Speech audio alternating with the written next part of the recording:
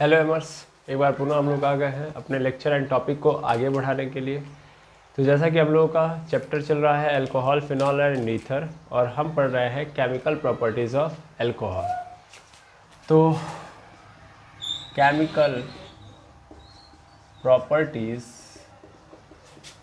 Of alcohol में हम लोगों ने ये समझा है कि हमारा जो अल्कोहल होता है वो दो नेचर शो करता है। एक तो ये न्यूक्लियोफाइल बनता है कभी, और एक तो ये इलेक्ट्रोफाइल बन जाता है। इलेक्ट्रोफाइल बन जाता है, ठीक है। एक न्यूक्लियोफाइल और दूसरा इलेक्ट्रोफाइल। अब देखना थोड़ा सा न्यूक्लियोफाइल और इलेक्ट्रोफाइल के बारे में। जब तक ये न्यूक्लियोफाइल था तो हम लोगों ने देखा था कि जब ये किसी के साथ जुड़ा हुआ है, दैट मीन्स कोई अल्कोहल है, जब ये एज अ न्यूक्लियोफाइल बिहेव करेगा तो ब्रेक डाउन ऐसे होगा, यानी RO पे माइनस चार्ज, RO पे माइनस चार्ज और H पे plus charge. That means oxygen और हाइड्रोजन के बीच का बंध टूटता है ना, टूटता है। लेकिन जब ये इलेक्ट्रोफाइल बनता है तो ROH है तो कहाँ से टूटेगा, यहाँ से टूटेगा, यानी R पे प्लस चार्ज और OH पे माइनस चार्ज, ये बनेगा। तो इसका मतलब इलेक्ट्रोफाइल जब बनता है तो कार्बन और ऑक्सीजन के बीच का बॉन्ड टूटता है, बीच का बंध टूटता है, ठीक है, ये होता है। अब न्यूक्लियोफाइल जब तक था तो हम लोगों ने बहुत सारी प्रॉपर्टीज, इसकी केमिकल प्रॉपर्टीज देखी। अब हम आज बात करेंगे इलेक्ट्रोफाइल्स के बिहेवियर से उत्पन्न होने वाली केमिकल प्रॉपर्टीज, ठीक है। याद रखेंगे कहाँ से तोड़ेंगे, यहाँ से। तो चलिए स्टार्ट करते हैं एज अ इलेक्ट्रोफाइल। तो इलेक्ट्रोफाइल नेचर को अगर हम पकड़े तो मेनली हमारे सामने सबसे पहला रिएक्शन जो आपको दिखाई देगा, मतलब हमारे लिए जो पहला रिएक्शन होगा वो होगा हाइड्रोजन हाइलाइट का। मतलब हम रिएक्शन करवाएंगे अल्कोहल का electrophile nature based chemical properties, ठीक है। अब देखना ध्यान से। तो सबसे पहला कि मैं अल्कोहल ले रहा हूँ और इस अल्कोहल का रिएक्शन करवा रहा हूँ किसके साथ, तो मैं करवा रहा हूँ हाइड्रोजन हाइलाइट के साथ, हाइड्रोजन हाइलाइट,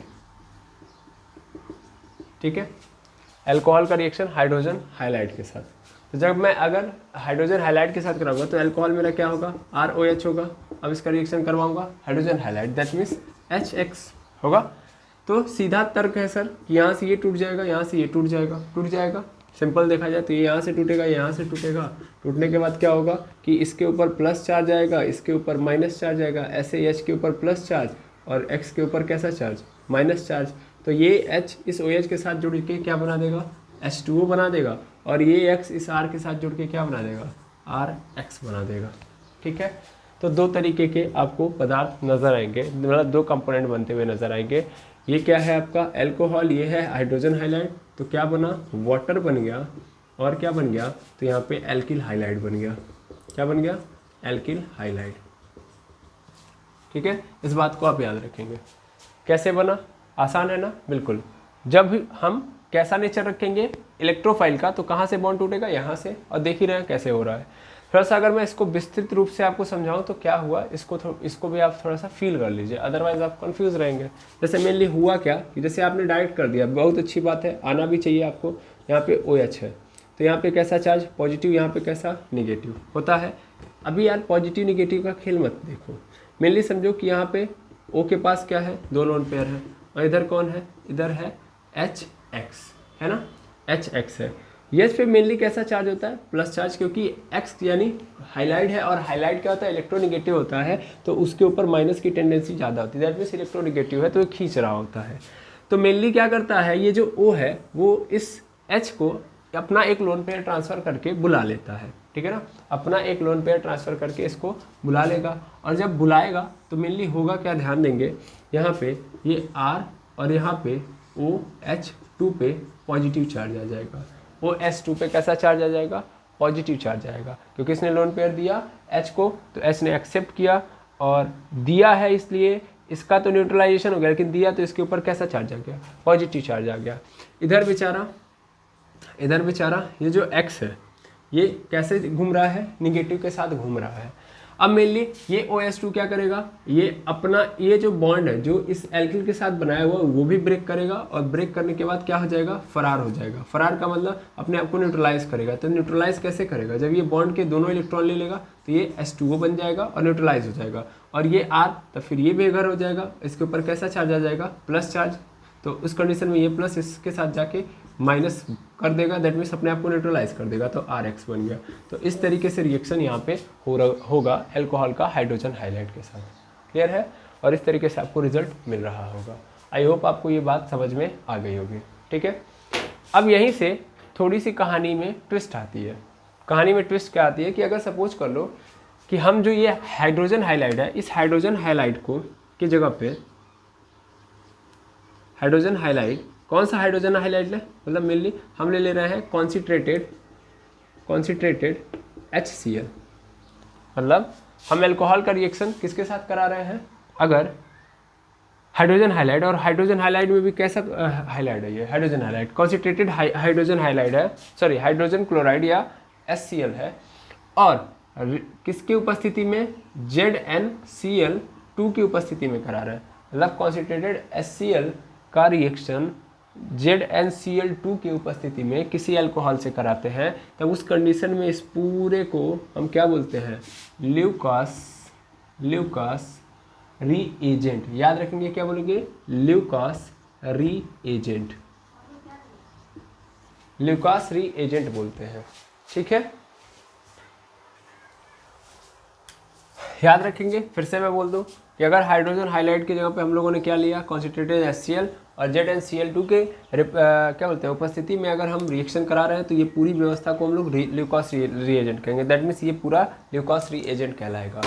अब इस ल्यूकास रीएजेंट की उपस्थिति में अगर हम अल्कोहल को चेक कर रहे हैं, तो उस कंडीशन में एक टेस्ट कहलाता है ल्यूकास टेस्ट।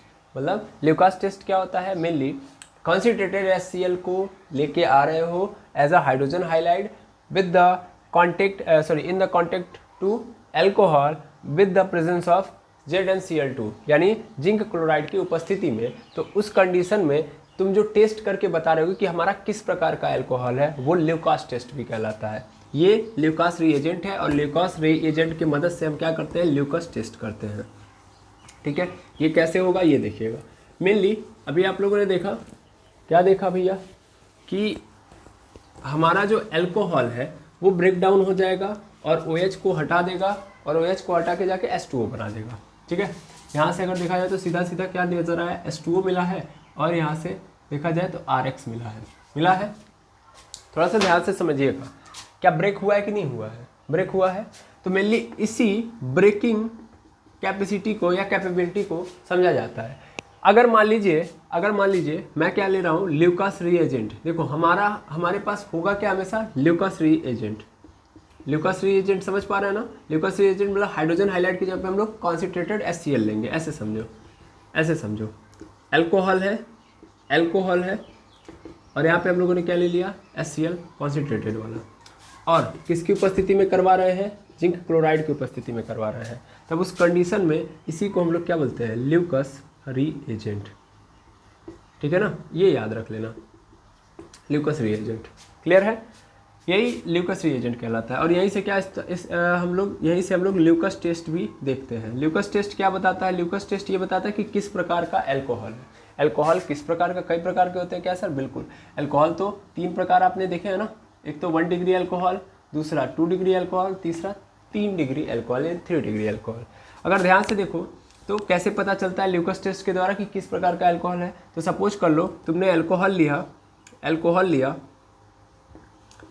और अल्कोहल के साथ तुमने ल्यूकास रीएजेंट लिया। ठीक है ना, ल्यूकास रीएजेंट लिया, केमिकल रिएक्शन करवाया, और केमिकल रिएक्शन करवाने में जो मतलब केमिकल रिएक्शन कंप्लीट होने में बहुत ही कम समय लग रहा है। दैट मीन्स 1 से 2 मिनट में कंप्लीट हो जा रहा है, 1 से 2 मिनट में कंप्लीट। ठीक है ना, 1 से 2 मिनट में कंप्लीट। तो सीधा मतलब है कि वो कितने डिग्री का अल्कोहल है, 3 डिग्री का अल्कोहल है। ठीक है, ऐसे ही अगर मान लो कोई अल्कोहल ले रहे हो और उसके साथ किसका रिएक्शन करवा रहे हो, मतलब किसके संपर्क में ला रहे हो, ल्यूकस रिएजेंट के संपर्क में लेके आ रहे हो, तो ल्यूकस रिएजेंट के संपर्क में लेके आओगे और वो जो केमिकल रिएक्शन है वो लगभग 2 से लेके 10 मिनट तक का समय ले रहा है। ठीक है, तो सीधा मतलब क्या समझ लो कि ये जो अल्कोहल है कितने डिग्री का है, 2 डिग्री का है।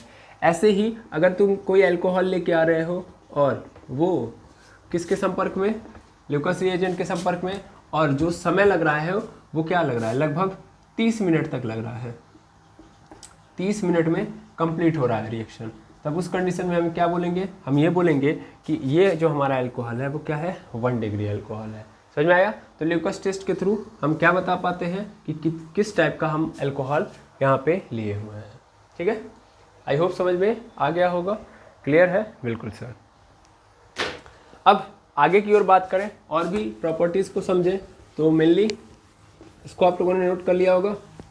चलो अब आगे की प्रॉपर्टीज़ को देखो। अब हम रिएक्शन करवाएंगे किसके साथ, तो फास्फोरस ट्राइक्लोराइड और फास्फोरस पेंटाक्लोराइड के साथ। किसका? अल्कोहल का। तो बहुत ही आसान है, ज़्यादा दिक्कत नहीं है, यानी alcohol with PCl3 and PCl5। क्या बोलते हैं इसको? इसको हम लोग बोलते हैं फास्फोरस ट्राइक्लोराइड और इसको बोलते हैं फास्फोरस पेंटाक्लोराइड।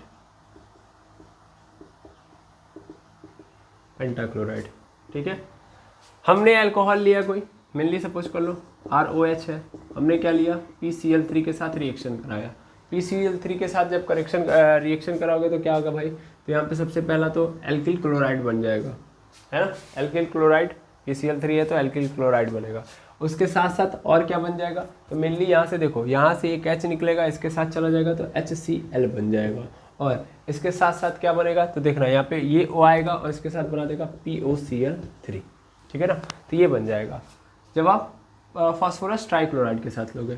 अगर आप इसी अल्कोहल को फास्फोरस पेंटाक्लोराइड के साथ ले रहे हो तब उस कंडीशन में और आसान हो जाता है, RCl बनेगा, मतलब एल्किल क्लोराइड बनेगा, इसके साथ बन जाता है H3PO3। ठीक है, ये बन जाता है H3PO3। तो ये होता है जब हमारा अल्कोहल किसके संपर्क में आ रहा है, जब हमारा अल्कोहल PCl3 और PCl5 के संपर्क में आ रहा है। ठीक है, ये भी एक इम्पॉर्टेंट नोट है, इसको भी आप देख लेंगे। देखिए ये जो रिएक्शंस हैं आप लोगों ने halo alkane and hello Erin के अंदर देखे हुए हैं। ठीक है ना, तो हेलो एल्केन और हेलो एरिन के अंदर जो जो रिएक्शन हुए हैं वो सब रिएक्शन यहाँ पे हो रहे होंगे। तो ऐसा नहीं है कि बहुत ज़्यादा आपको अलग नज़र आएंगे। ठीक है, चलिए अब आगे देखें अगला रिएक्शन। ये तो दूसरा था, तीसरे वाले पे पहुँचिए। तीसरे वाले का नाम है डिहाइड्रेशन। तीसरे वाले का नाम क्या है, डिहाइड्रेशन।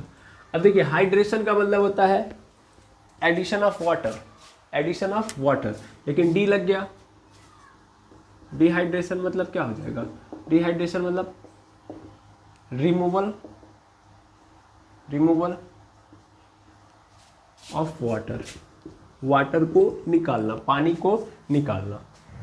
ठीक है, तो अगर आप पानी को निकाल पा रहे हो तो फिर वही प्रोसेस, मतलब कोई पदार्थ है, कोई भी पदार्थ है, तो उस पदार्थ या उस कंपाउंड से आप पानी निकाल रहे हो, H2O निकाल रहे हो, H2O ऐड कर रहे हो, हाइड्रेशन निकाल रहे हो, तो डिहाइड्रेशन। मेनली इसमें करना क्या होता है, ज़्यादा कुछ होता नहीं है, सीधा सीधा आप पहले ये समझ लीजिएगा कि इसमें आप जो यूज़ करते हो टर्मिनोलॉजी या जिन कंपोनेंट को यूज करते हो किसकी डिहाइड्रेशन कराने के लिए, अल्कोहल की।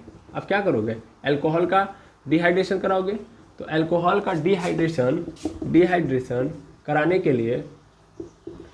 कराने के लिए आपको कुछ लोगों की मदद लेनी पड़ेगी, कुछ लोगों की मदद लेनी पड़ेगी। वो लोग कौन कौन होंगे, तो एक तो Al2O3 एल्यूमिनियम ऑक्साइड, ठीक है, दूसरा H3PO3 और तीसरा कॉन्सिट्रेटेड H2SO4। इनमें से किसी एक को लोगे तब जाके ही डिहाइड्रेशन होगा। मेनली होता क्या है, ध्यान देना, होगा क्या, तो बड़ा ही आसान है, ज़्यादा कुछ है नहीं। जैसे मान लो मेरे पास है C2H5OH, ये एक अल्कोहल है। तो सबसे पहला काम ये करो कि इसके अंदर प्रोटॉन ऐड करो, ठीक है ना। पहला काम क्या करो, प्रोटॉन ऐड करो। तो इसमें प्रोटॉन ऐड कर दो। प्रोटॉन ऐड करोगे तो सीधी बात है क्या होगा, ये इसको अपना लोन पेयर ट्रांसफ़र कर देगा। एक एक करके मैं समझा रहा हूँ, पहले स्टेप समझो। इसको दे देगा तो क्या बना देगा, ये C2H5 बना देगा, C2H5, और यहाँ पे बन जाएगा OH2 पे पॉजिटिव चार्ज हो जाएगा। अब अगर मैं इसको विस्तार से लिखूँ तो मेनली ये है हमारे पास CH3CH2, ऐसे लिख दो S2C, और यहाँ पे है OH2 पे पॉजिटिव, है ना। ये क्या करेगा, ये इस बॉन्ड को ब्रेक कर देगा। बॉन्ड को ब्रेक कर देगा मतलब देखना, बॉन्ड को ब्रेक कर देगा तो यहाँ पे क्या आ जाएगा, यहाँ पे CH3H2C, और इसके ऊपर कैसा चार्ज आ जाएगा, प्लस चार्ज आएगा। कैसा चार्ज, प्लस चार्ज, और यहाँ पे क्या आ जाएगा, पूरा का पूरा ये न्यूट्रलाइज हो जाएगा, ये खत्म। समझ में आ रहा है, बिल्कुल। तो ये स्थिति पैदा हो जाएगी। आई होप आपको ये बात समझ में आ रही होगी जो मैंने यहाँ पे लिखी हुई है, ठीक है ना। तो ये बन जाएगा हमारे सामने, क्योंकि H2O तो ब्रेक हो गया, निकल गया, पानी निकालना था, देखो इस अल्कोहल से पानी निकल गया। अब जो ये पूरा का पूरा बना है इसको थोड़ा सा देखते हैं। मेनली क्या है, CH3, यहाँ पे S2C, और S2C पे कैसा चार्ज है, प्लस, क्योंकि इसके इलेक्ट्रॉन लेके कोई चला गया है, ठीक है। अब होगा क्या यहाँ से, तो मेनली सीधी सीधी बात होगी, सीधी सीधी बात क्या होगी कि अब इसमें से भी, यानी ये जो CH3 है और H2C है, इसके ऊपर कैसा चार्ज है, प्लस चार्ज है। तो इसमें से भी एक हाइड्रोजन या एक प्रोटॉन हटेगा। जैसे एक प्रोटॉन यहाँ पे ऐड हुआ था, तो अब एक प्रोटॉन यहाँ पे निकलेगा। एक प्रोटॉन निकलने से क्या होगा, देखो यहाँ से एक H+ निकल लेगा। तो H+ निकलने का मतलब सीधा सीधा मतलब समझना, यहाँ से तुम H+ निकाल लो, तो फिर बचेगा क्या तुम्हारे पास, तो बचेगा कुछ ये CH2 double bond CH2। Hydrogen निकालोगे, H+ निकालना है तुमको, तो H+ निकाल लो। H+ निकालने के बाद जो बचेगा कंडीशन वो वही होगा। जैसे अगर नहीं समझ में आ रहा है तो मैं ऐसे समझा दे रहा हूँ, CH3 है, यहाँ पे H, यहाँ पे H, यहाँ पे H।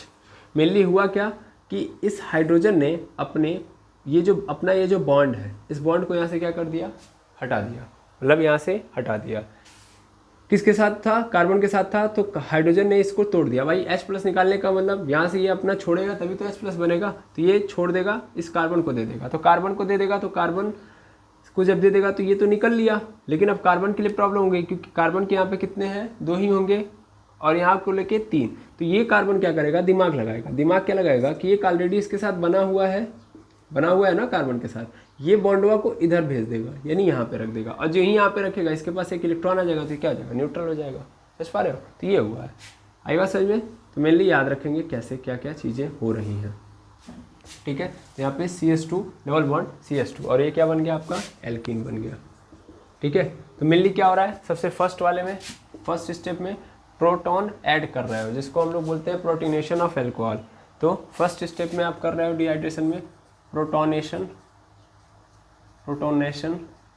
ऑफ एल्कोहल, का प्रोटोनेशन करवाए हो, ठीक है। उसके बाद फिर क्या करवाए हो, उसके बाद दूसरे नंबर पे आपने क्या किया, इस H2O को निकाल दिया, और यहाँ से क्या बना दिया, यहाँ से बना दिया कार्बोकैटायन, ठीक है ना। तो दूसरे स्टेप में आपने फॉर्मेट किया, यानी फॉर्मेशन ऑफ कार्बोकैटायन, ठीक है। दूसरे स्टेप में आप लोगों ने क्या कर दिया, कार्बोकैटायन बना दिया, और उसके बाद फिर क्या किया, फॉर्म कर दिया फॉर्मेशन ऑफ एल्कीन। मेनली क्या बना दिया, एल्कीन। ये डिहाइड्रेशन में हो रहा है। प्रोटॉन ऐड करो, फिर बाद में प्रोटॉन निकाल दो। प्रोटॉन ऐड किया, OH2 आया, OH2 वाला H2O निकल गया, ये बना, और यहाँ से हम लोगों ने फिर से प्रोटॉन को हटा दिया, तो हमारे पास एल्कीन बन के तैयार हो गया, ठीक है। तो इस तरीके से ये रिएक्शन होगा, इसको भी आप नोट करें। चलिए, अब मेनली आपके मन में जो प्रश्न उठना चाहिए वो ये उठना चाहिए कि आप कहेंगे सर अभी आपने हमसे ये बताया कि अगर हम डिहाइड्रेशन कराना चाहते हैं तो हमको इनकी ज़रूरत पड़ेगी, इन तीनों में से किसी न किसी की ज़रूरत पड़ेगी। हमने तो यहाँ पे किसी को नहीं लिया है। वही बात है ना, आपने लिया कैसे नहीं है, यहाँ पे आपने लिया है बस आपको इनडायरेक्टली। ये प्रोटॉन कहाँ से आ रहा होगा, समझ में आ रहा है। ये प्रोटॉन कहीं ना कहीं किसी न किसी पदार्थ से ही तो निकाल के लेके आ रहे हैं। मेनली अगर मैं आपको यहाँ पे सीधा सीधा समझाऊँ, देखिएगा, अभी आपने देखा कि अल्कोहल से किसका फॉर्मेशन हुआ जब डिहाइड्रेशन कराए, तो एल्कीन का। तो ऐसा नहीं है, हर बार नहीं होता है। एक्चुअल में जब हम लोग अल्कोहल को ध्यान देंगे, अल्कोहल को कॉन्सिट्रेटेड H2SO4 के साथ रिएक्ट कराते हैं, और कितने डिग्री सेल्सियस पे, 170 डिग्री सेल्सियस पे, मतलब गर्म करते हैं, तो उस कंडीशन में तब जाके क्या बनता है, एल्कीन बनता है। ठीक है ना, एल्कीन बनता है। पहले हम लोगों ने क्या लिया था, C2H5OH, और C2H5OH किसके संपर्क में आया था, H2SO4 के संपर्क में आया था जब 170 डिग्री सेल्सियस के टेम्परेचर पे, तब क्या बना है, CH2 डबल बॉन्ड CH2। ठीक है, ये बना है। क्लियर। अब मेनली अगर समझो ध्यान से, तो ये तो जब हम 170 डिग्री सेल्सियस पे हीट करेंगे तब बनेगा। मेनली अगर ये भी तो हो सकता है कि अगर ये पूछा जाए कि सपोज करिए सर टेम्परेचर थोड़ा सा कम कर दें, मान लो यही C2H5 है, मैं यहाँ पे ले रहा हूँ C2H5OH, और इसको हम हीट कर रहे हैं H2SO4 के साथ, कॉन्सेंट्रेटेड है ये याद रखेंगे, और कितने डिग्री सेल्सियस पे, 100 डिग्री सेल्सियस पे, 100 डिग्री सेल्सियस पे। तो जानते हैं क्या बनेगा, C2H5O C2H5 क्या बन गया, ये ईथर बन गया। मतलब यहाँ पे तो एल्कीन बना, और यहाँ पे क्या बन गया, ईथर। ठीक है, ये ईथर बन गया।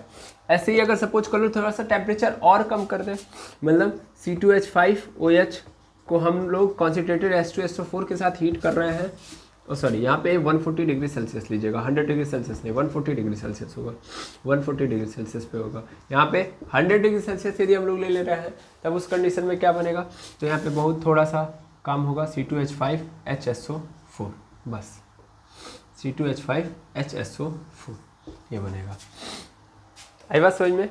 तो अलग अलग कहानियाँ हैं, मेनली ये डिहाइड्रेशन इन्हीं लोगों के होने पे होगा, अदरवाइज नहीं होगा। ठीक है, तो डिहाइड्रेशन आपको समझ में आ गया कि किस तरीके से हम अल्कोहल से पानी निकालेंगे। अब हम एक नई चीज़ देखते हैं, ऑक्सीडेशन। ठीक है, तो ऑक्सीडेशन भी देख लेते हैं।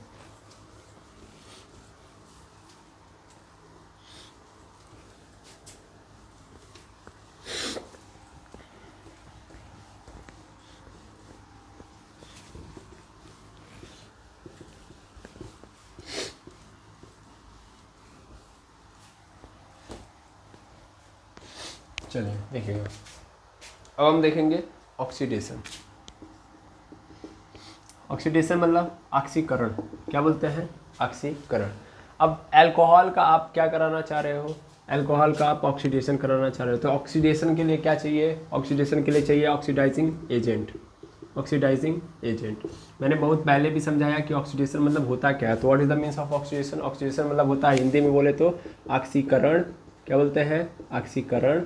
और ऑक्सीकरण का प्रोसेस क्या होता है, मतलब इसमें मेन होता क्या है, लॉस ऑफ इलेक्ट्रॉन। इलेक्ट्रॉन को गायब किया जाता है, और इलेक्ट्रॉन को गायब करने की प्रोबेबिलिटी किसी के पास होगी तो क्या कहलाएगा, ऑक्सीडाइजिंग एजेंट। ठीक है, तो मेनली हमारे वहाँ जो सबसे तगड़े अगर आप देख पाओगे सबसे तगड़े अगर ऑक्सीडाइजिंग एजेंट है तो वो एक तो है KMnO4। एक तो ऑक्सीडाइजिंग एजेंट ये होता है, दूसरा होता है K2Cr2O7।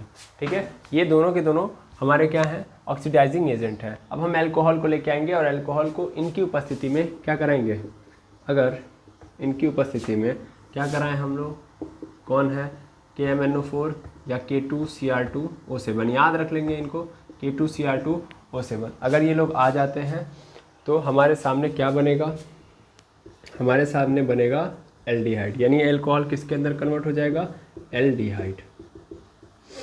एल्डिहाइड साथ में क्या और बन जाएगा, कार्बोक्सिलिक एसिड। मतलब यही एल्डिहाइड कन्वर्ट हो जाएगा, नॉट बनेगा, दैट मीन्स एल्डिहाइड कन्वर्टेड, इसलिए मैं एरो लगा दे रहा हूँ।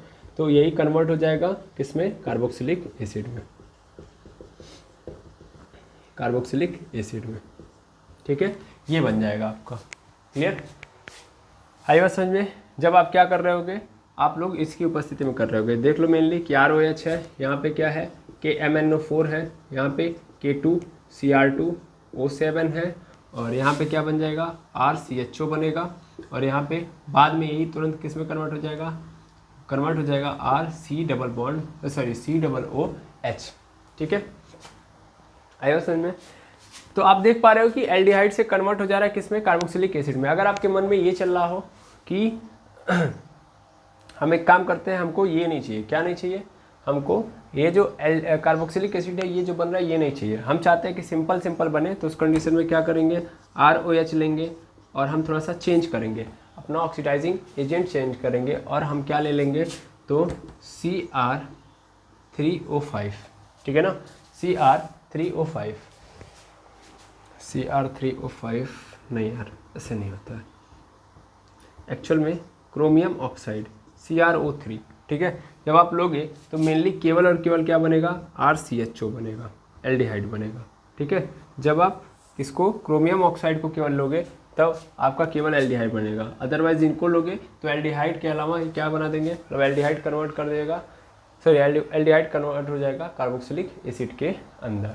ठीक है, तो इस तरीके से हम लोग एल्कोहल का क्या देख लेते हैं, ऑक्सीडेशन देख लेते हैं। ठीक है, आई होप आपको एल्कोहल का एक्सीडेशन भी एक्सीडेशन में कह रहा हूँ, ऑक्सीडेशन भी समझ में आ गया होगा।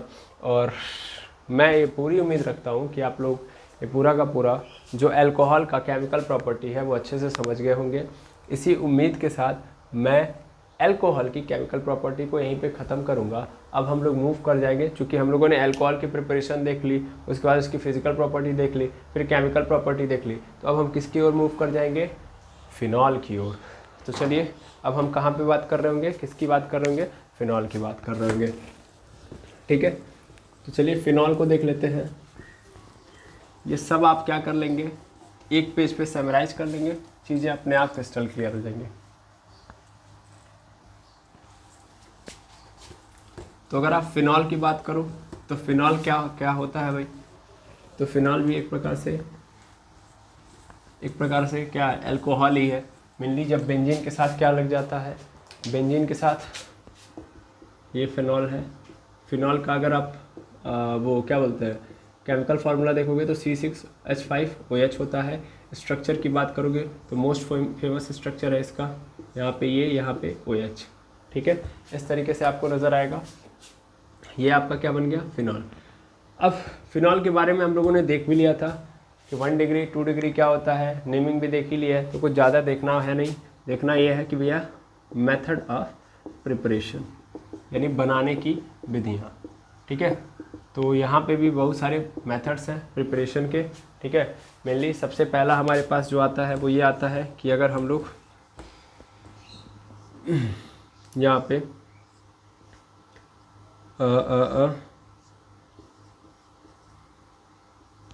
ये ले लें, ये स्ट्रक्चर। ठीक है ना, ये सल्फोनिक बेंजीन है। ठीक है, सल्फोनिक एसिड का बेंजीन है या बेंजीन सल्फोनिक एसिड है।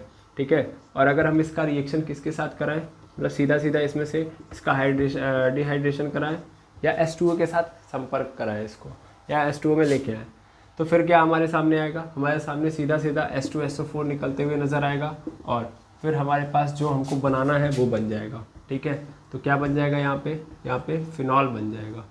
यहाँ पे क्या बन गया, फिनॉल, ये हो गया।